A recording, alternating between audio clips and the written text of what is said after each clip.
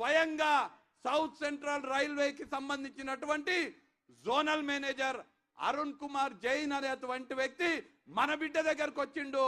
ఆయననే రైల్వే శాఖనే మన ముద్దు బిడ్డ దగ్గరకు వచ్చి రేపు మీ అందరి కల అయినటువంటి వికారాబాద్ కృష్ణ రైల్వే లైన్ రాబోతుంది.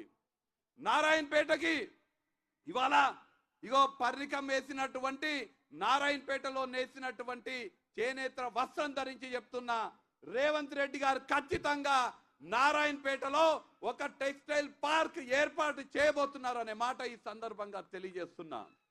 మనమేమో అభివృద్ధి గురించి ఆలోచన చేస్తున్నాము, నారాయణపేటను ఎట్లా అభివృద్ధి పరచుకోవాలని ఆలోచన చేస్తున్నాము.